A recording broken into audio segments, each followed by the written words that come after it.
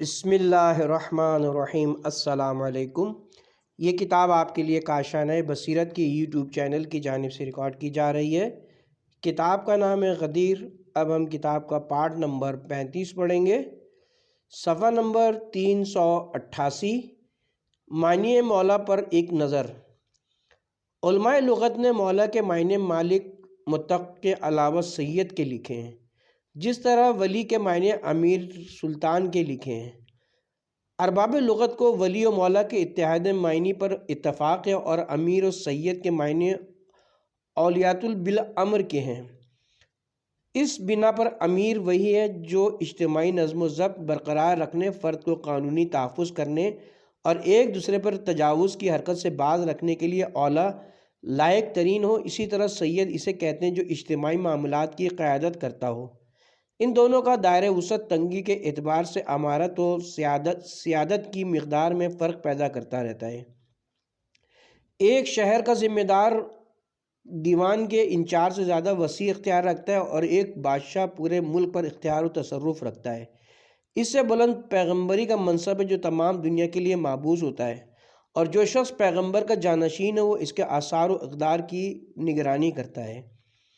اگر ہم مولا کے معنی اولا بالشے سے صرف نظر کر لیں تو بھی اس کے مفہوم سید، امیر کو نظر انداز کرنا مشکل ہے۔ اس طرح مولا کے معنی امیر و سید کے اعلیٰ ترین مفہوم اور وسیع ترین دائروں میں استعمال کیا جا سکتا ہے۔ لفظ مولا کے 27 معنی بیان کیے گئے ہیں۔ حدیث غدیر میں صرف انہی دونوں متذکرہ معنوں کے سوا دوسرے مطالب سے مطابقت و مناسبت ناممکن ہے۔ وہ 27 معنی یہ ہیں: نمبر 1 پروردگار، نمبر 2 چچا، نمبر 3 چچیرا بھائی، نمبر 4 بیٹا، نمبر 5 بھانجا، نمبر 6 مطیق آزاد کر لینے والا، نمبر 7 متق آزاد شدہ، نمبر 8 غلام، نمبر 9 مالک۔ حاشیہ نمبر 1، صحیح بخاری جلد نمبر 7 صفحہ نمبر 57، جلد نمبر 7 صفحہ نمبر 1671، ارشاد الساری جلد نمبر 7 صفحہ نمبر 77، جلد نمبر 10 صفحہ نمبر 160، عمدہ القاری جلد نمبر 18 صفحہ نمبر 170، النور الساری جلد نمبر 7 صفحہ نمبر 57۔ کتاب کی طرف چلتے ہیں۔ نمبر 10 پیرو، نمبر 10 پیرو، نمبر 11 احسان مند، نمبر 12 شریک، نمبر 13 حلیف، نمبر 14 ساتھی، نمبر 15 ہمسایہ، نمبر 16 مہمان، نمبر 17 داماد، نمبر 18 قریب، نمبر 19 منم، نمبر 20 عقید، نمبر 21 ولی، نمبر 22 اولا بالشے، نمبر 23 سید، نمبر 24 مالک و مختار، نمبر 25 ناصر یعنی مددگار، نمبر 26 محب یعنی دوست، نمبر 27 متولی امور۔ متذکرہ معنی میں اول کو مراد لینا کفر ہے، کیونکہ دنیا کا پروردگار صرف خداوند عالم ہے، اور 2 سے لے کر 14 تک معنی مراد لینا سراسر جھوٹ ہوگا، کیونکہ اس طرح پیغمبر علی کے چچا ہو جائیں گے اگر ان کا کوئی بھائی ہو، اور علی ابو طالب کے بھتیجے ہو جائیں گے، حالانکہ رسول خدا حضرت عبداللہ کے فرزند اور علی ان کے بھائی عبداللہ کے فرزند ہیں، ابو طالب کے فرزند ہیں۔ ظاہر ہے کہ دونوں کی مادر گرامی بھی الگ الگ ہیں اور دایا بھی الگ الگ، اس لیے پیغمبر جس کے بھانجے ہوں علی بھی اس کے بھانجے نہیں ہو سکتے۔ آپ بہتر سمجھ سکتے کہ جس سے رسول نے آزاد کیا ہو علی بھی اسے آزاد کرے، سمجھ میں آنے والی بات نہیں۔ پھر یہ بھی کہ دونوں اولین و آخرین کے آزاد مردوں کے سید و سردار ہیں، بنابراین کوئی بھی آزاد عورت کے فرزند نہیں، انہیں کسی کا غلام فرض کرنا بھی محمل ہے۔ یہ بھی واضح ہے کہ حضرت علی غلامان رسول خدا کے مالک نہ تھے، اس لیے مولا کا مطلب بھی نہیں لیا جا سکتا۔ رسول خدا صلی اللہ علیہ وسلم کسی کے تابع نہ تھے سوائے خدا کے، اس بنا پر یہ اعلان کہ جس میں تابع و پیرو ہوں اس کے یہ علی بھی تابع و پیرو ہیں، نامناسب بات ہے۔ رسول کسی کے احسان مند بھی نہ تھے، بلکہ آپ کا احسان تمام کائنات پر تھا، اس لیے احسان مند کا معنی نہیں لیا جا سکتا۔ آپ کسی کی تجارت میں شریک بھی نہ تھے۔ پھر ان کے وسیع کی شرکت کا کیا مطلب؟ البتہ آپ ام المومنین خدیجہ کی تجارت میں قبل بعثت نفع بڑھانے کی غرض سے شام تشریف لے گئے، نہ کہ اب شریک تجارت ہوں۔ بالفرض اگر آپ اس میں شریک تجارت تھے تو آپ کے وسیع نہ سفر میں آپ کے ساتھ نہ تجارت میں کوئی دخل تھا۔ رسول خدا کسی کے حلیف بھی نہ تھے جس کے وسیلے سے توانائی حاصل کرتے۔ عزت تو مخصوص خدا اور رسول اور جملہ مومنین کے لیے ہے۔ تمام مسلمانوں نے رسول کے سبب سے توانائی و عزت حاصل کی ہے، اس لحاظ سے حلیف کا مطلب بھی نامناسب ہے، اور اگر اس کا ثبوت فراہم کر دیا جائے تو دونوں کا لزوم ناممکن ہے۔ ساتھی، ہمسایہ اور مہمان و دامادی و قریب خواہ رشتے کی یا مکانی قربت کسی معنی کو فرض کرنا ممکن نہیں، کیونکہ اس کے لیے عظیم اجتماع میں اثناء سفر کسی غیر آباد ریگزار اور ناقابل برداشت گرمی میں اعلان کرنا، آگے بڑھنے والوں کو لوٹانا، پیچھے رہ جانے والوں کا انتظار کرنا، جگہ بھی ایسی جو ٹھہرنے کے لائق نہ ہو، یہ تمام باتیں صرف یہی پتہ دیتی کہ آپ کسی اہم تاکید خداوندی پر عمل کرنا چاہتے ہیں۔ عدم تعمیل کی قطعی گنجائش نہ تھی، اس لیے آپ نے یہ بزم منعقد کی، حالانکہ آپ پر سفر کی تاکان تھی۔ گرمی تھی کہ خدا کی پناہ لوگوں نے اپنی ردا بچھا لی تھی۔ اس عالم میں پالان شتر کے منبر پر اپنی وفات کی خبر، اہم ترین اعلان کی معموری کی اطلاع، جس کے متعلق اندیشہ کہ پھر موقع نہ ملے اور یہ کام تمام امور پر حاوی رہے۔ کیا یہ تمام فوق العادہ اور اہم ترین طریقے استعمال کر کے لوگوں کو خدا کی خبر پہنچانا جو خاص اہمیت کی حامل نہ ہو، کیا خود ذات رسول سے ایسی توقع رکھی جا سکتی ہے؟ مثلاً یہ بتانا کہ پیغمبر جس کا بھی ساتھی و ہمسایہ، جس سے بھی علاقہ دامادی رکھتا ہے، یا جس کا بھی مہمان ہے، یا جس کا بھی رشتہ دار ہے، اس کا علی سے وہی تعلق ہے۔ نہیں، خدا جانتا ہے ان معنوں کو ہرگز قبول نہیں کیا جا سکتا۔ کسی عقل کے مفلس سے بھی یہ توقع نہیں رکھی جا سکتی۔ رسول تو عقل اول، دانشمند اور بلاغت افروز خطیب تھے۔ سچ تو یہ ہے کہ ان معنوں کو فرض کرنا رسول پر پست و محمل تہمت ہے، اور اگر فرض بھی کر لیا جائے تو اس میں علی کی کیا فضیلت نکلتی ہے جس کے لیے علی کو تہنیت پیش کی جائے، تعریف کے پل باندھے جائیں۔ سعد بن ابی وقاص تو اس تقریب کو سرخ اونٹوں سے زیادہ اہمیت دیتے تھے۔ اس بیش قیمت چیز کے حصول میں عمر نو کی تمنا کرتے تھے۔ منم کا معنی لینا بھی نامناسب ہے، کیونکہ رسول نے جس پر احسان کیا ہو لازمی طور سے علی نے بھی اس پر احسان کیا ہو، ایسا نہیں ہے، بلکہ اس کے خلاف امر واضح ہے۔ لیکن یہ مراد لیا جا سکتا ہے کہ رسول نے جس پر دین، ہدایت، تہذیب و ارشاد، دنیاوی عزت اور ان کی ذمہ داریوں کے عہدہ برا تھے، محافظ شریعت و مبلغ دین تھے، اس لیے خدا نے ان کی وجہ سے دین کامل کیا۔ اس دعوت کی وجہ سے نعمت تمام کی یہ مفہوم امانت کے مترادف ہے، جس کی ہمیں تلاش ہے اور ہمارے ثبوت سے ہم آہنگ۔ اب رہ گیا عقید۔ رسول نے بعض قبیلوں سے صلح و حمایت و ہم آہنگی کے لیے جو معاہدہ کیا، اس پر امیر المومنین بھی باقی رہے اور اس کے فعل و ترک میں آپ کے تابع رہے۔ اس میں امیر المومنین کی کیا فضیلت ہے؟ تمام مسلمان برابر ہیں، اس غیر معمولی اہتمام میں اس کا تذکرہ محمل ہے، لیکن اگر اس سے یہ مراد لیا جائے تو صحیح ہوگا کہ رسول نے جب معاہدات و قراردادیں سلطنت اسلامی کے تحفظ کے لیے قبیلوں سے کی، اس میں علی نفس رسول کی حیثیت سے دخیل رہے، اور اس عقید کو اوصاف و فضائل کے مفہوم میں لیا جا سکتا ہے، جیسے کہا جاتا ہے عقید الکرام، عقید الفضل، یعنی کریم و فاضل۔ لیکن اول تو یہ ذوق عربی ادب پر بار ہے، اور دوسرے اس سے رسول کا منشا یہ سمجھا جائے کہ جو بھی مجھے محاسن و فضائل سے بھرپور سمجھے، اسے چاہیے کہ علی کے لیے بھی یہی عقیدہ رکھے۔ یہ مطلب میرے بیان کردہ مفہوم سے قریب ہے۔ اس سے بھی نزدیک تر مفہوم عقیدہ یہ ہو سکتا ہے کہ رسول سے جس عہد و میثاق پر مسلمانوں نے دین سے وابستگی، اس کے مسئلے میں صحیح اور مفاسد سے باز رکھنے کی کوشش کے لیے آپ کی بیعت کی تھی، علی بھی اس معاملے میں رسول کی طرح ہے۔ اس معنی کے مراد میں کوئی قباحت نہیں، واقعہ بھی ایسا ہی ہے۔ رسول نے اسی کو دوسرے لفظوں میں فرمایا کہ یہ علی میرے جانشین ہے اور میرے بعد امام ہے۔ دوست اور مددگار۔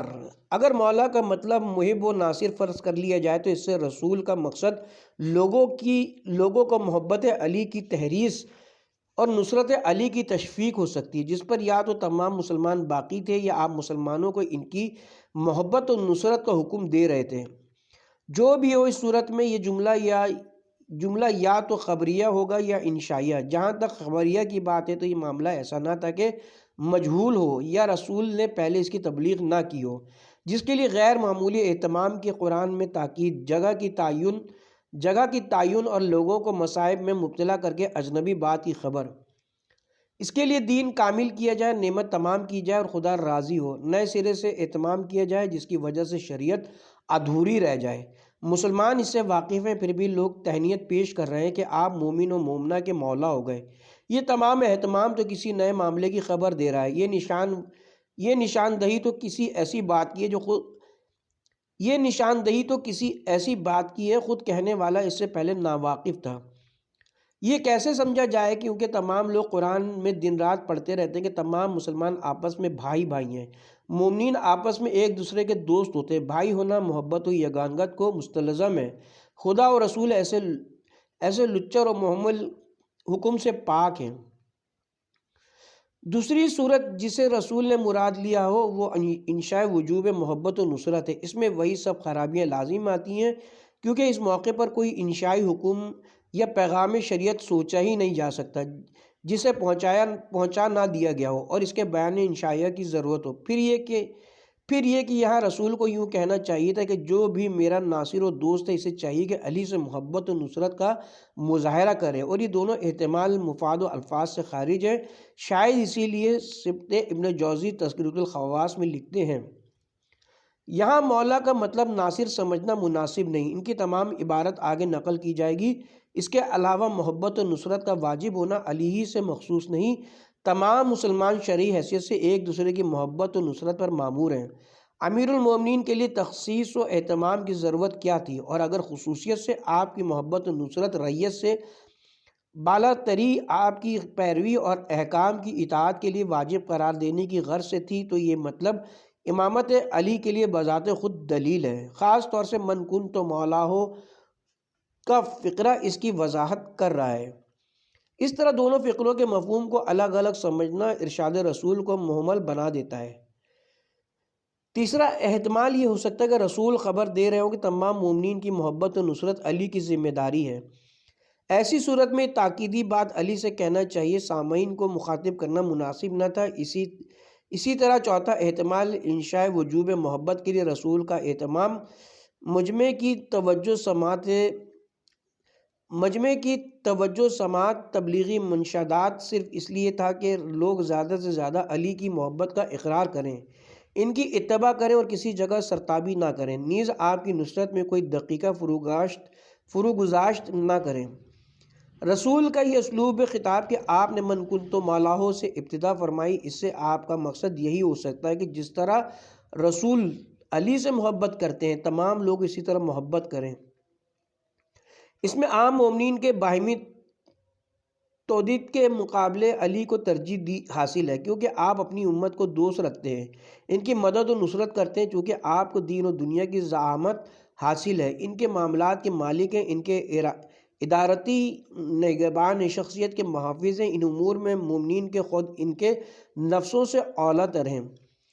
اگر آپ اس درجہ محبت و نصرت کا مظاہرہ نہ فرماتے تو لوگوں کے مفادات عادی بھیڑیے ہڑپ کر لیتے اور سرکش وحشیوں کی جسارت بڑھ جاتی، چاروں طرف ظلم و ستم کا بازار گرم ہو جاتا ہے۔ اس طرح دشمن کا ہجوم، جان مال کی تاراجی، ناموس کی ہتک حرمت کا ایسا ماحول پیدا ہو جاتا ہے کہ صاحب شریعت کا دین اجرائے کلمہ خداوندی کی بلندی کا بنیادی مقصد خاک میں مل جاتا ہے۔ ظاہر ہے کہ جس کی محبت و نصرت لوگوں سے اس حد پر ہو وہی خلیفہ رسول ہوگا۔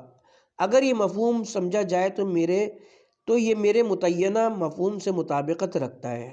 حاشیہ نمبر 1، تذکرۃ الخواص، صفحہ نمبر 19، صفحہ نمبر 32۔ حدیث غدیر کے ممکنہ معنی۔ مولا کے بیان کردہ ممکنہ معنی میں اب صرف ولی اولا بالشیء، کسی چیز کا زیادہ حقدار لائق ترین سید سرور و آقا، نہ کہ مالک و آزاد کرنے والوں کے معنی میں، متصرف فی الامر، معاملات میں بھرپور دخیل، اور متولی ہی کے رہ جاتے ہیں۔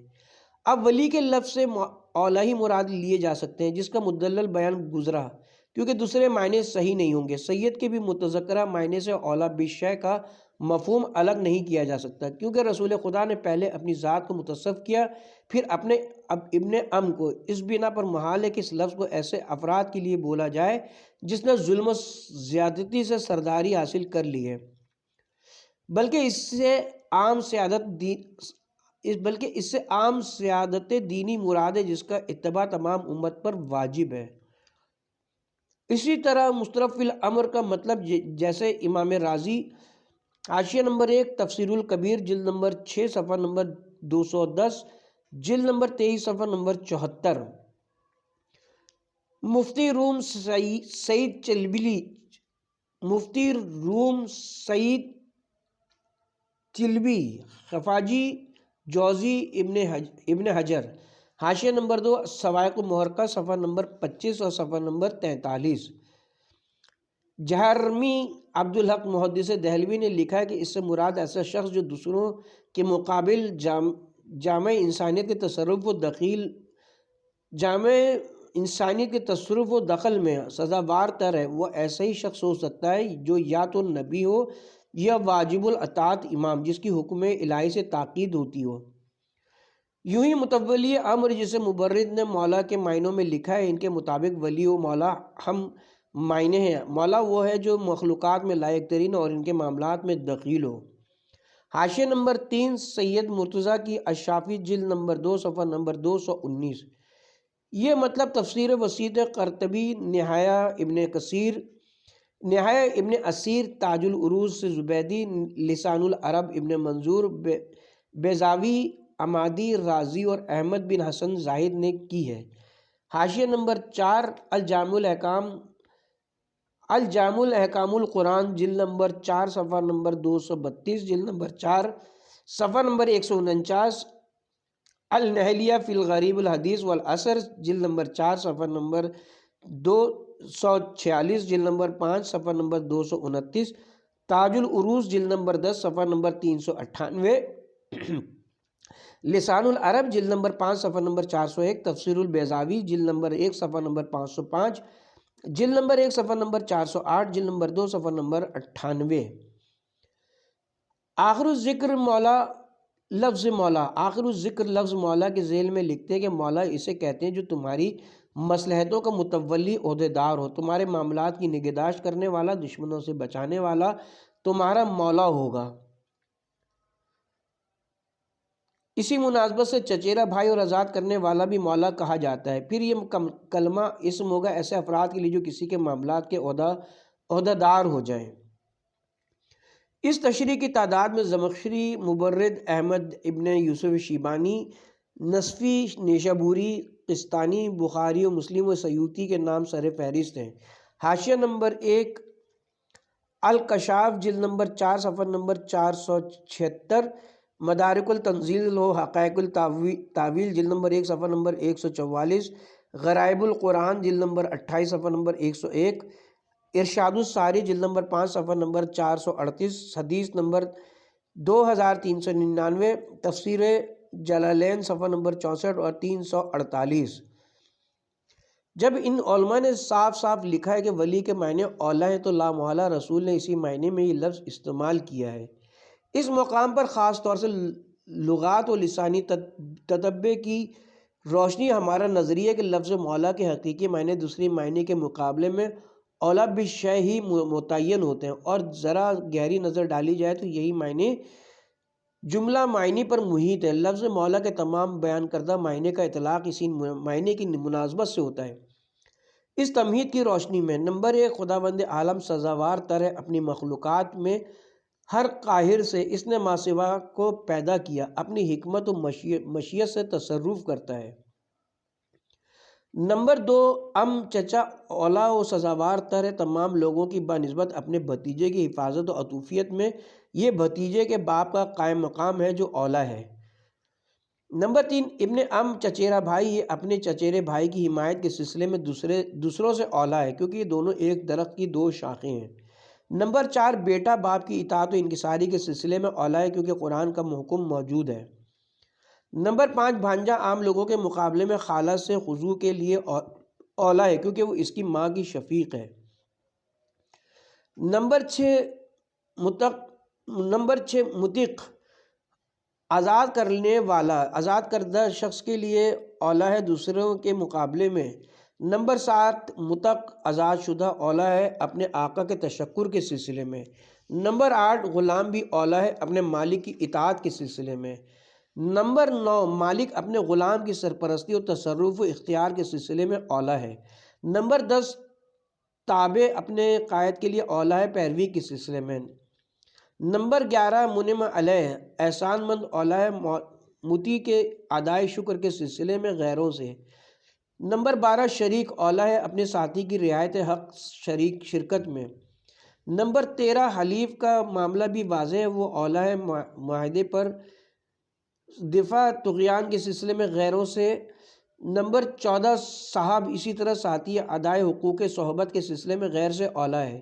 نمبر 15، ہمسایہ بھی دور بسنے والوں کے مقابلے میں ہمسایہ کے تحفظ حقوق میں اولا ہے۔ نمبر 16، مہمان بھی جہاں وارد ہوا ہے قدردانی و حق شناسی کے سلسلے میں اولا ہے۔ نمبر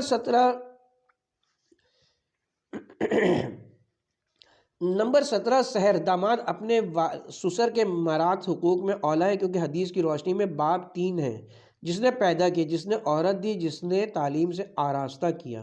نمبر 18، قریب بھی دور والوں کی بنسبت اولا ہے دفاع و مصلحت کوشی میں۔ نمبر 19، منعم اپنے احسانات کی بدولت احسان مند پر اولا ہے کہ اس پر احسان کی تکرار ہوتی رہے۔ نمبر 20، عقید بھی باہمی تعاون کے سلسلے میں اولا ہے، محب و ناصر بھی اولا ہے لزوم محبت اور نصرت کی بنا پر دفاع کے سلسلے میں۔ اسی طرح گزشتہ صفحات میں ولی، سید، مستصرف فی الامر یا متولی کے بارے میں واضح کیا جا چکا ہے کہ اس کا مفہوم اولا بالشیء کے سوا کچھ نہیں۔ اس طرح مولا کے صرف ایک معنی اولا بالشیء رہ جاتے ہیں۔ اولیت کا مفہوم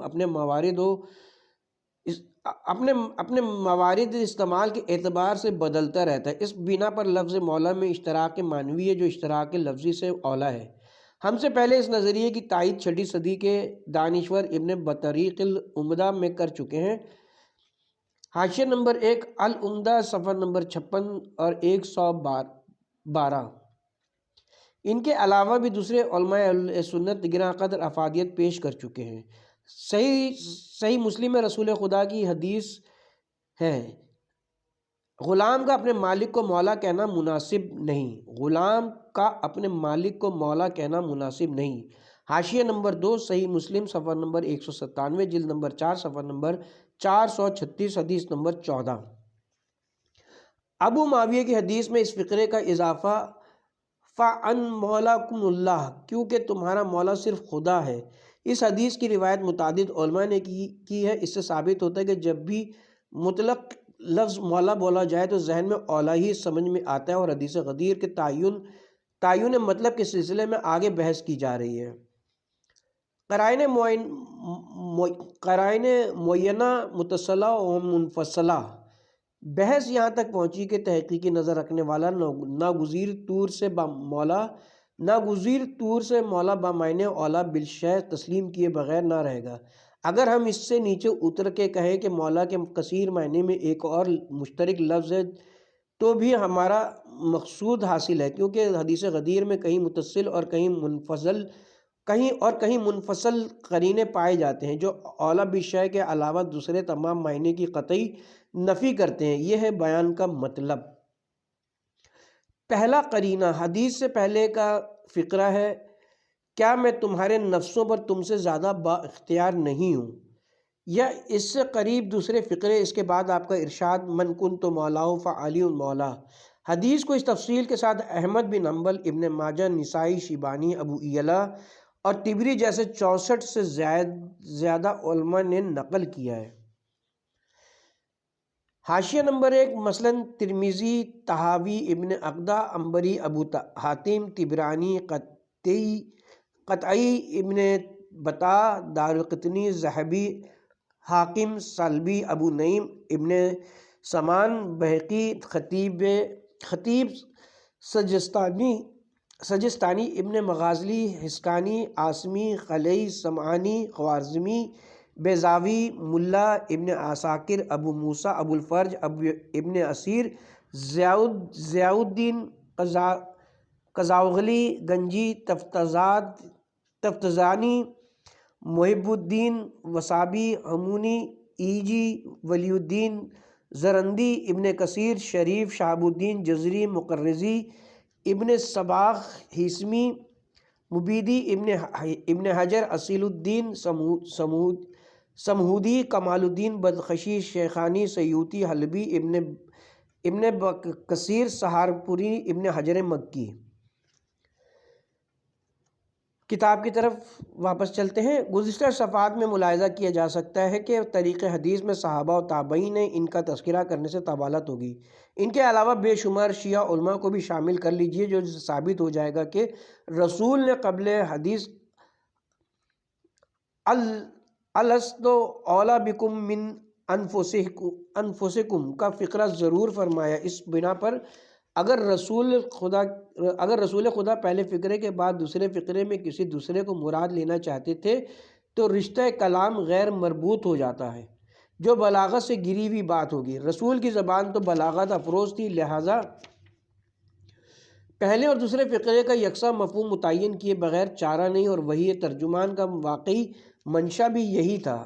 اولیٰ لکھ کر افادہ فرماتے ہیں کہ حدیث غدیر میں مولا کا مطلب طاعت مخصوصہ ہے، اور یہی مطلب متعین کیا جا سکتا ہے۔ اس طرح مفہوم حدیث یوں ہوگا: جس کے نفس پر میں با اختیار ہوں، علی بھی با اختیار ہے۔ حافظ ابو الفرج اصفہانی مرج البحرین میں وضاحت کرتے کہ رسول نے علی کا ہاتھ پکڑ کر فرمایا: جس کا میں ولی ہوں، اس کے نفس پر مختار کل ہوں، یہ علی بھی اس کے ولی ہیں۔ اس سے معلوم ہوا کہ مولا کے تمام معنی میں صرف 10واں معنی اولیٰ بالشیء ہی موضوع ترین ہے، اور ارشاد رسول الست بھی اس پر دلالت کرتا ہے۔ یہ حدیث اثبات امامت اور علی کی امامت مطلقہ پر نص صریح ہے۔ ابن طلحہ وضاحت کرتے کہ علماء حدیث نے اس میں لفظ مولا کو اولیٰ کے معنی میں لیا ہے۔ حاشیہ نمبر 2 مطالب الصول صفحہ نمبر 16۔ اعترافات علماء کے نظائر آگے بیان ہوں گے۔ دوسرا قرینہ حدیث کے بعد کا فقرہ ہے: اللہم و آل من والاہ و عاد من عاداہ۔ اس جملے کی روایت بھی ہے: انصر من نصرہ اخذل من خذلہ، اور اسی سے ملتے جلتے فقرے روایت میں پائے جاتے ہیں۔ ان فقروں کے اسناد محدثین کی کتابوں میں بھرے پڑے ہیں۔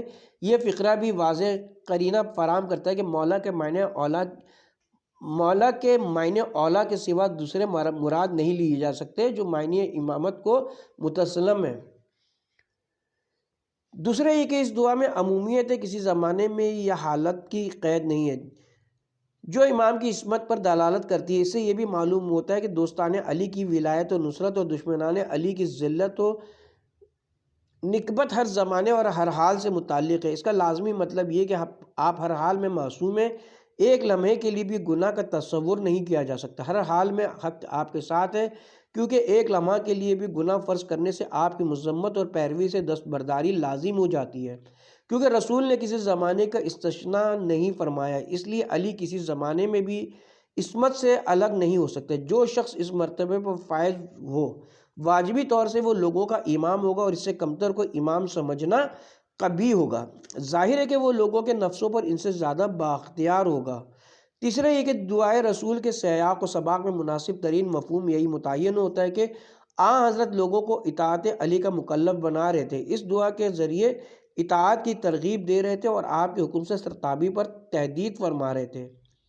یہ معنی اسی وقت متعین ہوں گے جب مولا کے معنی اولیٰ سمجھے جائیں۔ اس کے برخلاف اگر محب و ناصر مراد لی جائے تو اس کا مطلب یہی ہوگا کہ علی اس کے دوست ہے جسے رسول خدا دوست رکھتے ہوں، یا علی اس کے مددگار ہے جس کے نبی مددگار ہیں۔ اس صورت میں مناسب یہ تھا کہ علی جس قوت مظاہرہ محبت و نصرت کرتے، اس وقت ارشاد فرمایا جاتا ہے نہ کہ امت کے تمام افراد کو دعا میں شامل کر لیا گیا کہ اگر وہ دوستی کریں تو دوست اور دشمنی کا مظاہرہ کریں تو تفریق کی جائے۔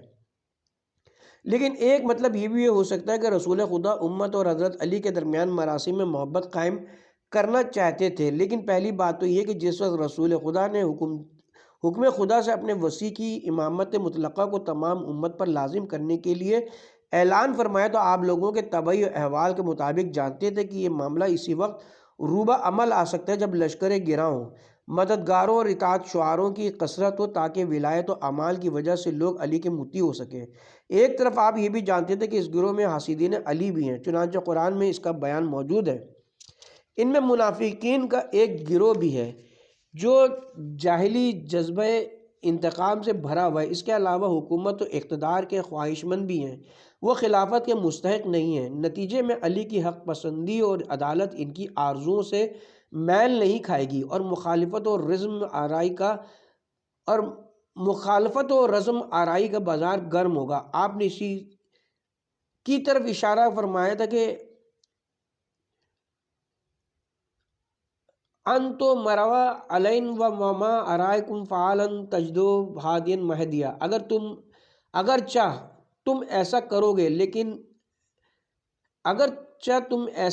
نہیں، لیکن اگر علی کو اپنا امیر و حاکم تسلیم کر لو تو تمہیں انہیں ہادی و مہدی پاؤ گے۔ ایک دوسری روایت میں ہے اگرچہ تم ایسا کرو گے نہیں، لیکن اگر علی کو اپنا خلیفہ مان لو تو انہیں ہادی و مہدی پاؤ گے۔ اس طرح آپ نے اعلان ولایت کے بعد علی کے مددگاروں کے لیے دعا شروع کر دی اور دشمنوں پر نفرین کرنے لگے تاکہ اس وسیلے سے علی کی خلافت مکمل ہو سکے، لوگ سمجھ جائیں کہ ان کی دوستی سے خدا اور رسول راضی اور دشمنی سے ناخوش ہیں، اسی طرح لوگ علی کا گرد حصار کر سکیں۔ دعا کے فکروں میں عمومیت کا ہونا علی کے عظیم الشان مرتبے کی نشاندہی ہے، جن کی دوستی کو خداوند عالم کی دوستی کے متقابل قرار دیا گیا ہے۔ اس ارشاد اور دعائیہ فقرے میں عمومیت ہے، جبکہ مومنین میں باہمی محبت کا حکم خداوندی اس کا مقابلہ نہیں کر سکتا۔ اس عمومیت کا مصداق ستون دین اسلام کی علامتی شخصیتی ہو سکتا ہے۔ لوگوں نے دیکھا کہ علی ہر حال میں امت کے تمام افراد سے مظاہرہ محبت کرتے ہیں، اور علی ایسے تھے بھی۔ اسی صورت میں رسول نے علی کو خود ہی خلیفہ بنا دیا تاکہ علی وظیفہ محبت و نصرت انجام دے کر لوگوں کی نجات اور مہالک سے چھٹکارا دلائیں۔ چنانچہ سلاطین اور رعایا کے مابین یہ چیز شائع ہے۔ چونکہ رسول سے ہماری محبت و نصرت اسی انداز پر ہے، اس لیے لا محالہ جو شخص آپ کی ذمہ داریوں کا عہدہ برا ہو، اس کو اسی خصوصیت کا حامل ہونا چاہیے، ورنہ سیاق کلام میں مختل ہو جائے گا، اور اس تقریب و اہتمام کی روشنی میں محبت و نصرت کا مفہوم بھی معنی امامت ہی کی نشاندہی کرتا ہے، جس سے لفظ اولا کا مفاد ہوتا ہے۔ اس کے علاوہ علماء و حفاظ نے جن بے شمار طریقوں اور متصل کلمات سے حدیث غدیر کی روایت کی ہے، وہ ہمارے متعینہ مفہوم ہی سے میل کھاتی ہے۔